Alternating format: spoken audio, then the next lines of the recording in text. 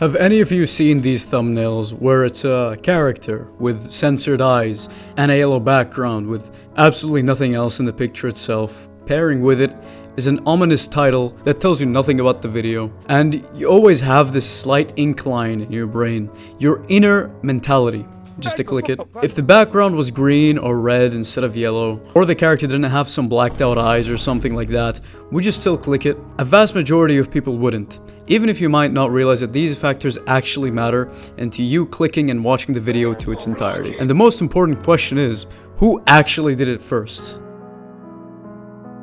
The question is as straightforward as the answer. It was Pyrocynical. In his video, the best and worst show you haven't seen.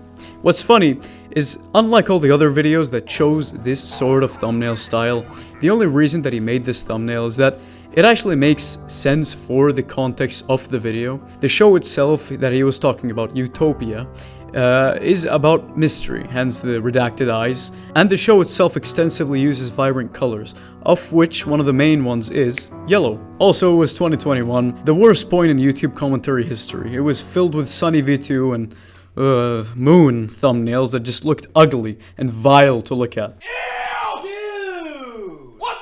It felt too corporate, and Pyrocynical's video broke the mold, and that's probably why this video actually got that many views. The thumbnail was a change of pace. It was conspicuously hidden in plain sight. Another person that did it surprisingly well was Mr. Leon Talks a Lot. In his video 2 Hours of Pain, which is definitely one of the only videos that I've watched that is longer than 2 hours, about hours, by the way, about time itself.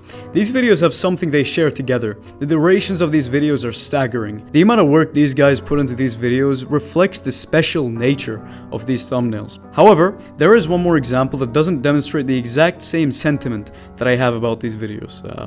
Life of Boris is a channel that I have many differing opinions about, but to keep it short, he has a video named How I Crashed Every School Computer at age 13. It's less work put than all the other videos, no offense to Boris obviously.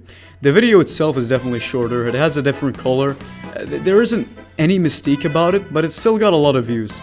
This is an example where you can clearly change a lot of variables, but it would still work, no matter what kind of genre the video is, whether it's commentary, gaming, story time, it would get millions.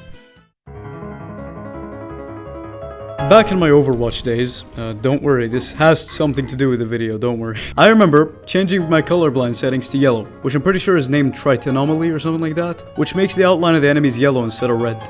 I've recently come back to this where in Valorant people do the same exact thing. My friend actually told me about this where apparently it's a lot easier to see yellow than let's say red or Arjuani. Our eyes are most sensitive to yellow, and also it's pretty uncommon on YouTube thumbnails, so it sticks out like a sore thumb when looking at your recommendations. Seriously, do this experiment yourself. Send me a pic on Discord to prove me wrong. $1 prize pool, no joke. I tried finding the most perfect yellow there is. I know that sounds schizophrenic, but there are actual studies about this. Side note, apparently colors actually have like copyright with them, which I find kinda funny. But the most yellow that is the most appealing to me is Lemon Crayola Yellow, with the hexadecimal number #FIDFO. Why this yellow is so perfect is the imperfect unevenness of it. It's literally 99.2% of yellow. It's so close to 100, which is what makes it so susceptible to the eye. Another one is Safety Yellow. That is the standard for high visibility vests. I just found that really interesting. Although this yellow seriously hurts my eyes for some reason. What now? What do I use? You might be saying, just use anything. Literally no one cares or really acknowledges the type of yellow you use. As long as it's eye-catching, it will work. I was just talking out my ass with all that a moment ago. The main takeaway of this video is, make a thumbnail that's distinctive. Even if your video got 1 view, think about it this way. The person that clicked on your video, your thumbnail that you made, willingly chose it over 7 others in the recommendations page. If you got 2 views, they chose it over the 7. Then 3, then 4. Then hundreds, then thousands, then millions. Celebrate the small triumphs so you can celebrate the bigger ones. That's my philosophy. You might have said that's corny, but honestly, that's just the truth, right? I've tried finding some public opinion about these thumbnails, and the main consensus is I didn't find any. But I found something even weirder. On Twitter, there are many people that switch their profile pictures to yellow to make their posts more visible. That's actually pretty smart, since PFPs are basically the thumbnails to tweets. which is a weird way to think about it, even if it's true. A guy on Reddit talked about this, by the way. It's kind of interesting. Actually, the only reason I made this video was based on my friend saying, "Why did you change so many of your thumbnails to yellow?" And I don't really have much of an answer, so I just thought, why not research some shit about this? To strengthen my belief, and to tell you yellow is the most important color on all of YouTube, I've changed my banner and profile picture to yellow. Seriously, look now. Also, yellow is my favorite color, because potatoes are like they're yellow. Anyway, this style of thumbnail is getting old. Really fast. It shows you how fast things change in the internet. So, probably don't do this anymore. So many people have done it now that it's not really special anymore. Fads move on. And that's why you should pioneer something new. Something more unique. People on YouTube look for something different. Some YouTubers seriously just don't understand that. I've seen some COD YouTubers that just do the same picture of glowing gun with blue background 90 times a day. Like, I guess you could call that content, but seriously, put yourself in the viewer's shoes. See what works for the average YouTube viewer. Think of that YouTube viewer as yourself. What do you like to see thumbnail-wise?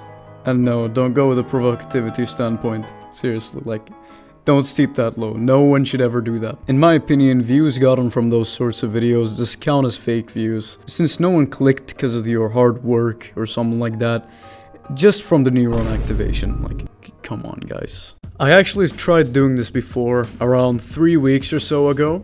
And I made a video called I Survived COD Zombies' Deadliest Mode. Which kind of flopped, but what can you do, I guess. I made another one with the same narrative that also flopped. Funny enough, the most somewhat successful video over all of these is the one without the censored eyes. Maybe that fell out of fashion. Whether it was because that one guy made a video about Big Soy or something, or is just very old-fashioned. I was too late to the party. The fear of missing out. FOMO is always something I struggle with in YouTube. I do either too early or just stupidly late. And that's life. Anyways, the first one I've got 1.1k as it plateaued really quickly. Just now I changed the thumbnail to get rid of the text. Who knows, maybe it changes something. I'll get back when it gets 1 trillion more views. The second video without the censored face got around 1.9k, which is definitely above average, although plateaued much like the other ones. The third one sadly got 1.2k, which very bad for the amount of effort I put into it. Am I mad? Nah, you know. Honestly, I've got a lot of editing experiences from these videos, and that's what you all should be saying instead of, "Oh no, the algorithm, no, I hate the algorithm, I hate it, YouTube hates me, guys." Think of YouTube as a vessel for your ideas. Try better, every single time. And appreciate the amount that you got, no matter what. And hey, if you really did click on this and stay till the end, seriously, thank you. Thanks for watching. Goodbye. Oh yeah, and like and subscribe. Forgot to say that.